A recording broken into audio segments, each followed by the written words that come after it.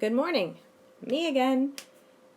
This time we're going to learn pronouns in incomplete constructions or in elliptical clauses. These are both the same things, but to put it more simply, these are going to be cases in which you have an unfinished part of your sentence at the end of a statement, like the first example where the sentence asks, "Do you call Laura more than I?" I think a lot of us might be inclined to say, "Do you call Laura more than me?" But if you did, what you'd really be asking is, "Do you call Laura more than you call me?" If I go back to the first example, and it's only the first example that we're going to focus on today, in today's lesson, FIDS Day 2, what we're looking at is the use of nominative pronouns when we're making a comparison between two people. And when I'm asking, "Do you call Laura more than I?" that might sound formal, or it might sound like a sophisticated way to speak, but what we're really asking is, "Do you call Laura more than I call Laura?" And you can see in the continuation of the sentence in the second part of the first example that I've underlined in yellow there, "Do you call Laura more than I call Laura?" What I've done is I've finished the sentence. That is, I have completed the construction.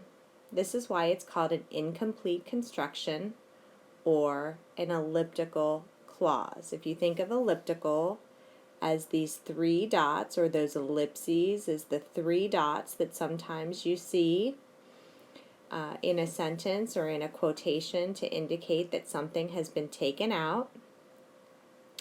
If you consider that maybe those words, "call Laura," have been taken out at the end of the sentence, what you're indicating is that the sentence would continue if you added in those words.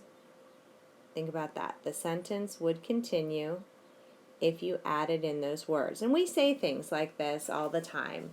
We say, "You are taller than I am." But what happens is that often we make comparisons between ourselves and others, and we say, "You're taller than me," or "You got a better test grade than me." While we wouldn't continue those constructions and say, "You're taller than me am," or "You got a better test grade than me did," the lesson here is that if we have an incomplete construction, we want to finish the sentence and we want to listen for the correct pronoun. So, "You're taller than I am." "You got a better test grade than I got." And that's all we'll do today.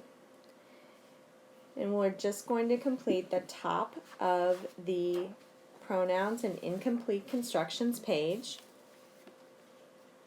We'll work with the bottom exercise on FIDS Day 3. And the top exercise is asking us to practice completing those incomplete constructions.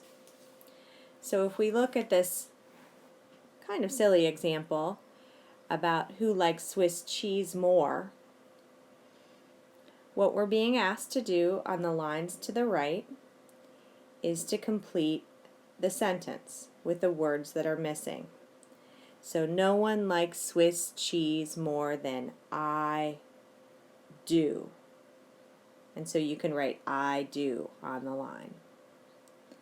Because I wouldn't say no one likes Swiss cheese more than me do, or more than me like Swiss cheese. And then in number 2, no runner is as fast as, since I'm going to complete that construction, I'm going to listen for the correct pronoun. No runner is as fast as he is.